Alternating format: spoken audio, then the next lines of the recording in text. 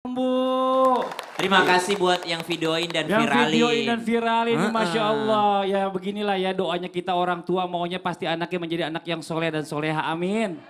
Tapi kalau di luar kita nggak pernah tahu anak kita kayak gimana. Kalau bisa sampai kayak gini, ini Masya Allah Ustadz Syam. Nah ini ya, ini belajar buat kita juga bahwa kita lihat tayangan tadi. Sesibuk apapun kita, sebanyak apapun pekerjaan kita, seenak-enak apapun yang kita sedang lakukan. Jangan lupa bahwa kewajiban sholat itu ya. Ini Masya Allah. Nanti bagaimana caranya nih kalau kita supaya istiqomah nih Ustadz Syam nih. Supaya kita selalu ingat Allah dalam keadaan apapun. Mohon izin, Fadol. Tepuk tangan buat Ustadz Syam. Tapi guru-guruku Ustadz Maulana, Ustadz Bani, Mas Fadli, jamaah di studio, jamaah di rumah. Al-Quran surah Ali Imran ayat 8.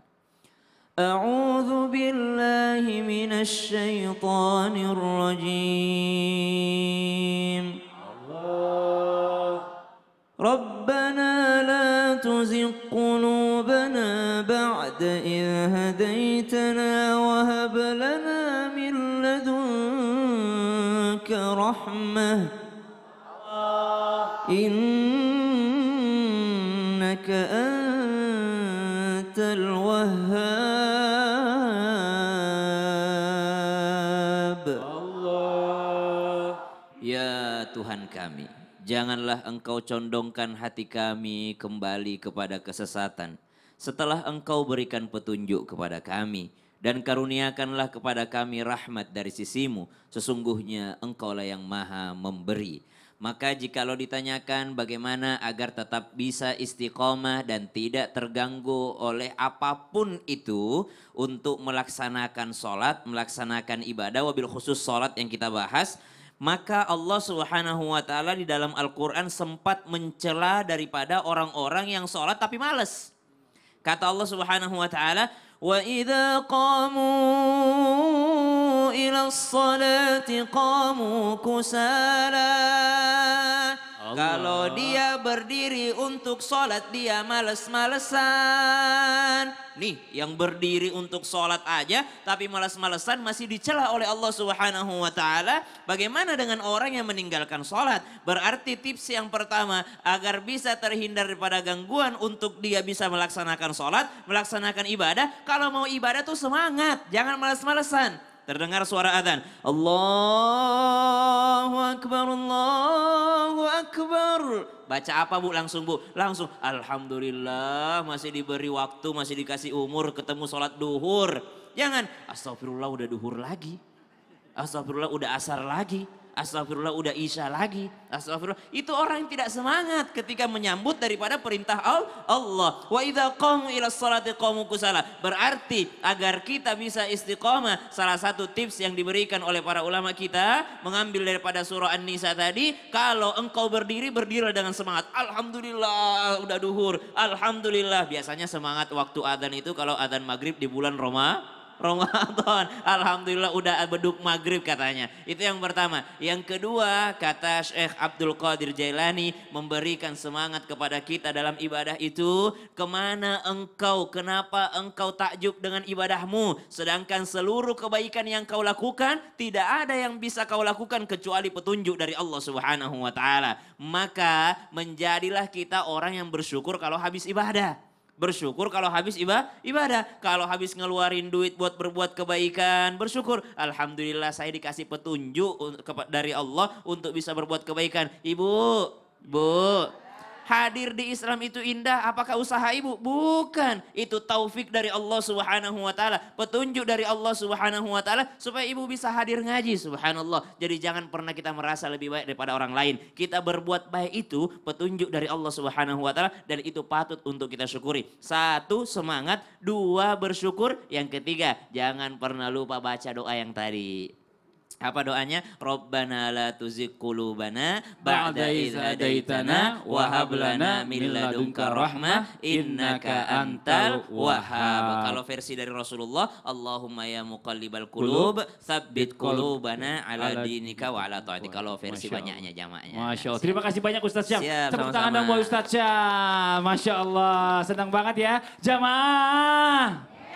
Kita lanjut lagi, sekarang waktunya kita kasih kesempatan tanya jawab lagi buat jamaah yang di studio sama guru-guru kita. Tapi sebelumnya kita kembali dulu ke segmen Tanya dong Ustadz. Kami semua tanya dong Ustaz. Yo yang mau nanya boleh silakan angkat tangannya yo. Gantian Ibu Punten dari sebelah sini sekarang nih ya. Yang tadi ngitung-ngitung. Coba Ibu hitung-hitung ini namanya siapa Ibu? Perkenalkan diri dulu. Assalamualaikum warahmatullahi wabarakatuh. Waalaikumsalam warahmatullahi wabarakatuh. Perkenalkan nama saya Ibu Suheri dari Majelis Taklim Fatimah Jahro, Jamblang, Cirebon. Tepuk tangan dong buat Ibu Suheri. Tanya dong Ustadz. Iya Ibu. Saya mau nanya ke Ustadz Maulana. Oh boleh. Nggak usah ditanya juga datang sendiri biasanya Bu. Iya, iya. Nggak usah dipanggil datang sendiri aman. Silakan Ibu pertanyaannya.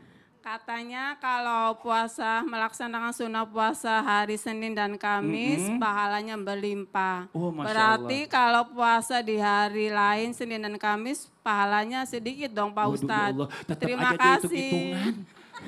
Oh itu aja Ibu. Assalamualaikum warahmatullahi wabarakatuh. Waalaikumsalam warahmatullahi wabarakatuh. Tepuk tangan buat Ibu Suheri. Tahu nggak Bu singkatannya Suheri apa Bu? Suka heboh sendiri katanya. Silakan Ustaz dijawab. Ya. Silakan Ustaz. Baik, izin Ustaz Bani dan Ustaz Sam. Kepada semua jamaah dimanapun berada. Begitu luar biasanya hari Jumat. Jumat itu dilipat gandakan sampai 70. Amin. Bahkan penghulunya hari-hari Jumat. Maka Allah berikan juga kemuliaan hari Senin dan Kamis. Rasulullah Sallallahu Alaihi Wasallam mengingatkan kepada kita untuk memuliakan sebenarnya hari-hari semua bagus. Tapi ada khusus seperti hari Senin hari lahirnya Nabi. Hari Kamis amal ibadah itu diangkat. Maka Rasulullah Sallallahu Alaihi Wasallam bersabda, amal-amal kebajikan itu dilaporkan pada hari Senin dan Kamis. Maka aku menyukai amalanku dilaporkan sedang aku dalam keadaan berpuasa. Ingat ya, amal itu diangkat 4 kali. 1 ketika waktu subuh. Amalan harian itu waktu subuh. Kalau mingguan Kamis sesudah asar. Ulangi, Kamis sesudah asar. Pada saat itu baiknya kita berpuasa. Maka kalau berkata hitung-hitungannya Ibu bagus juga sih. Tidak apa-apa Bu. Untuk mencari hari baik. Ya Bu ya. Ibu cerdas namanya. Ibu cerdas. Iya. Kemudian apa lagi? Amal ibadah diangkat sekali setahun. Yakni malam nisfu Sa'ban. Pertengahan Sa'ban. Catat ini. 23, 24, 25 Februari. Baca Yasin 3 kali ya. Bukan Yasin 3 kali Yasin. Tidak begitu. Yasin yang pertama minta ampunan dan umur panjang. Yasin kedua minta rezeki yang berkah. Amin. Yang ketiga. Yasin yang ketiga minta apa? Naikkan derajatku dan kuatkan imanku. Masya Allah. Dan satu lagi. Apa tuh? Amalan ibadah itu diangkat sekali seumur hidup. Masya Allah. Pada waktu dicabut nyawanya berikut amal-amalnya. Waduh, tepuk tangan dong Ustadz Maulana. Ibu Suheri ini bagus nih dia. Mencoba beribadah semaksimal mungkin di waktu yang terbatas ini Masya Allah. Tepuk tangan sekali lagi buat Ibu Suheri. Nah sekarang ayo lanjut lagi yang mau nanya lagi boleh silakan angkat tangannya dari sini nih ayo. Wah nih yang tengah sekarang gantian. Iya silakan Ibu. Assalamualaikum warahmatullahi wabarakatuh. Waalaikumsalam warahmatullahi wabarakatuh. Nama saya Ibu Kursi Kurniasi dari Jamaah Taklim dari Majelis Taklim Fatimah Al-Jahro, Jamblang, Cirebon. Tepuk tangan dong buat member baru Majelis Taklim masih belum hafal namanya. Silakan Bu. Ya. Grogi kata temannya. Menceritakan Apa tanya sih, dong, Bu? Mau Pak nanya Ustadz. siapa? Boleh. Saya mau tanya ke Pak Ustadz Bani. Ustadz Bani, ya udah saya tarik dulu Ustadz Baninya. Nih, dah saya bawa. Mau nanya apa Ibu? Menceritakan aib kan tidak baik ya Pak Ustadz. Saudara saya nakal, saya menceritakan kepada orang lain supaya kenakalan dan berkurang. Itu kan supaya kenakalan berkurang itu. Jadi saya menceritakan ke orang lain. Apakah kalau saya menutupinya itu tetap dosa Gimana tuh Pak gitu. Ustadz? Ini ibu ini. Assalamualaikum warahmatullahi belum selesai. wabarakatuh. Waalaikumsalam warahmatullahi wabarakatuh. Ibu ini pada dasarnya suka gosip. Suka gosip, buka aib saudaranya. Itu, ibu terima kasih banyak. Ibu, iya. Nanti mau di sini jawab nih. Ibunya yang nakal, gosip mulu. Iya. Mohon izin guru kami Ustaz Iya, Maulana. iya. Iya, ibu. Hukum asalnya membuka aib itu terlarang. Di dalam surat Al-Hujurat ayat 12 kata Allah Subhanahu wa taala ba'da a'udzubillahi minasyaitonir rajim wala yaghtab ba'dukum ba'dha ayuhibbu ahadukum ayyakula lahma akhihi maitan fakarihtumuh. Tidak boleh salah seorang di antara kalian membuka aib saudara kalian. Maukah kalian besok memakan bangkai daging saudara kalian sendiri? Waliyazubillah. Pasti kalian gak suka. Maka kata Imam Asy-Syaukani, ayat ini menjelaskan kepada kita bahwa manusia itu dimuliakan oleh Allah Subhanahu wa taala. Sebagaimana dagingnya haram dimakan, kehormatannya haram dilanggar. Gak boleh kita umbar aib saudara kita, gak boleh. Makanya kata Rasulullah SAW, man satara mu'minan satarallahu yaumal qiyamah. Orang yang suka menutup aib saudaranya, besok aib dia ditutup di hari kiamat. Aib kita ini banyaknya luar biasa. Masya Allah banyak sekali. Yauma tublas sarair, pada hari semua rahasia ditampakkan. Tapi ada orang yang rahasia keburukannya semua ditutup oleh Allah. Kenapa? Di dunia dia menutup aib saudaranya. Tapi kata Imam Nawawi dalam syarah Sahih Muslim, ada perkara-perkara itu tidak termasuk kategori mengumbar aib. Yang termasuk diperbolehkan. Apa diantaranya? Ketika kita misalnya nauzubillah min dzalik dizolimi oleh orang. Lalu kita lapor kepada penguasa. Kita lapor kepada pihak yang berwajib. Ini apakah termasuk gibah Ustadz? Apakah termasuk membuka aib orang? Enggak. Karena kalau kita diamkan lama-lama kita terzolimi. Maka kita adukan dia, kita laporkan, itu tidak termasuk gibah. Atau misalnya zolimnya enggak ke kita, ke orang lain. Di tetangga kita, dekat rumah kita, balapan liar, tawuran, berantem segala macam. Pusing kita tiap malam. Akhirnya kita lapor ke pihak yang berwajib. Kita lapor kepada pihak yang berwenang. Apakah ini membuka aib saudara tetangga kita? Enggak. Karena ini dalam rangka mencegah perbuatan kemungkaran dan kezaliman. Yang berikutnya apa lagi? Kalau misalnya ada orang itu sering melakukan kezaliman. Nakal tadi. Iseng. Apa isengnya? Sering minjem duit, kagak dibayar. Itu iseng apa ngeselin? Ngeselin. Misalnya nih ada orang jelas-jelas dia hobinya tuh minjem dan tidak pernah bayar. Maka kita ceritakan kepada tetangga kerabat, hati-hati sama si fulan ini. Dia orangnya suka begini. Dalam rangka mencegah kemadorotan dan kerusakannya jangan sampai terdampak kepada masyarakat luas. Ini boleh apa enggak? Termasuk perkara yang diperbolehkan. Karena apa? Tujuannya baik. Termasuk pertanyaan ibu tadi. Ustadz ini gimana nih ada anak saudara kerabat dia. Nakal dan itu membahayakan orang. Ini apa kita diemin aja jangan kita ceritain ataukah kita ceritakan dalam rangka untuk mengurangi kenakalannya. Supaya orang tuanya misalnya negur, supaya guru misalnya memperbaiki akhlaknya. Boleh atau tidak? Itu termasuk perkara yang diperbolehkan, gak apa-apa. Tapi kalau bukan karena ini, yang lain dia senang aja ngegosip, ya senang aja mengumbar aib. Dan kayaknya menarik Ustaz kalau cerita gosip. Nah ini yang termasuk, nauzubillah min dzalik, mengumbar aib saudara kita. Kalau itu aib itu ada pada orang, itu namanya ghibah. Tapi kalau tidak ada aib itu, kita fitnah jatuhnya.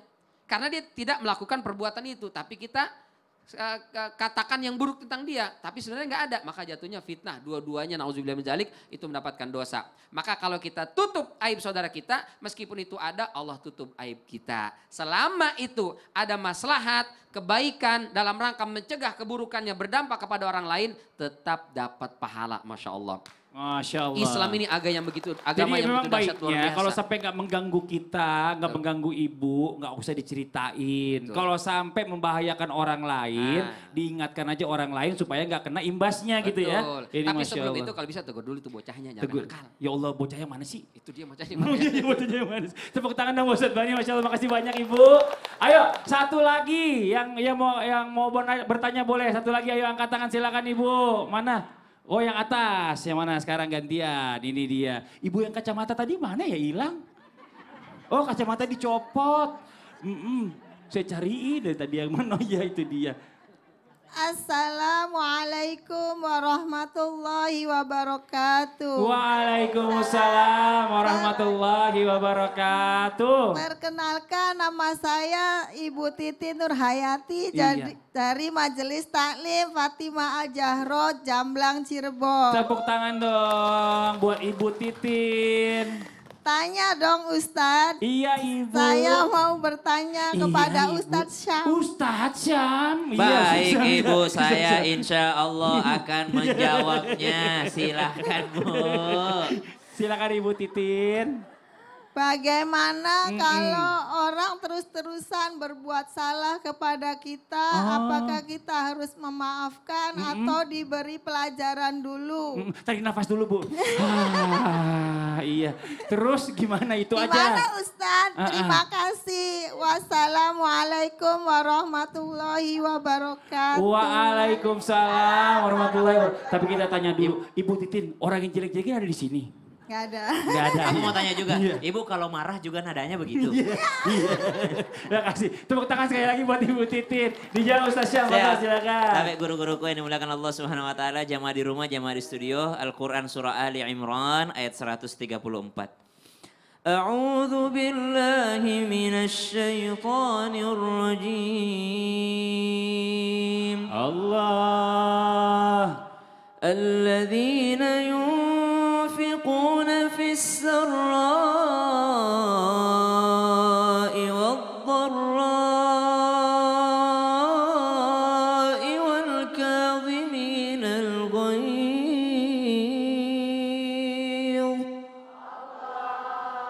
والكاظمين الغيظ والعافين عن الناس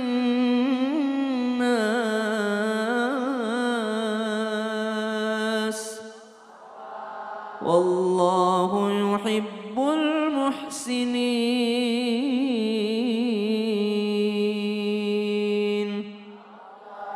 Di antara ciri dan juga kriteria orang-orang yang akan mendapatkan jannahnya Allah Subhanahu wa taala serta ampunannya Allah Subhanahu wa taala sebagaimana yang kita bahas di episode panjang hari ini yang Masya Allah memberikan ilmu dan juga keberkahan bagi kita, yaitu orang-orang yang senantiasa mengeluarkan hartanya baik di waktu lapang ataupun sempit, dan orang-orang yang senantiasa menahan amarahnya dan juga senantiasa memaafkan kesalahan orang lain, karena sesungguhnya Allah mencintai orang-orang yang berbuat baik. Namun ternyata pertanyaan dari ibu tadi, bagaimana jikalau ada orang yang berulang kali melakukan kesalahan yang sama, bahkan berulang kali terlihat menzalimi kita, haruskah kita maafkan terus menerus atau boleh diberikan pelajaran? Maka ada susunannya yang Allah torehkan di dalam Al-Quran. Allah berfirman, khudil afwa wa'mur bil urfi wa a'rid 'anil jahilin. Ambillah maaf, maafkan. Setelah dimaafkan, subhanallah, apa yang dilakukan lagi? Wa'mur bil urfi, sampaikan dengan urf, nasihati dia dengan baik. Jangan kau begitu, itu tuh menyakiti hati orang lain, itu tuh mengambil hak orang lain, itu tuh bukan hakmu. Tapi diulang lagi kesalahannya, diulang lagi. Malah dia melawan, mengajak berdebat dengan sesuatu yang mungkin tidak masuk akal. Maka tugas kita, kata Al-Quran, wa a'rid 'anil jahilin. Udah, jauhi orang-orang yang jahil. Berarti memang dia tidak paham nih orang nih. Kalau dia berbuat salah, udah kita yang memaklumi, oh mungkin dia tidak sampai pengetahuannya ke situ. Dia mungkin tidak sadar kalau itu adalah kesalahan. Nah, berarti kesimpulannya adalah sing waras sing ngalah ya Bu ya. Siap. Makasih banyak Ustaz Syam, tepuk tangan doang buat Ustaz Syam dan juga pertanyaan bagus dari Ibu Titin. Nah buat jamaah Islam itu yang ada di rumah nih, jangan kemana-mana dulu. Setelah ini saya akan bacakan pertanyaan dari jamaah yang ada di rumah nih ya. Pokoknya tetap di Islam Itinda, jangan pindah channel. Kita akan segera kembali lagi setelah satu ini. Jamaah! Yeay! Oh jamaah! Yeay! Alhamdulillah. Lillah.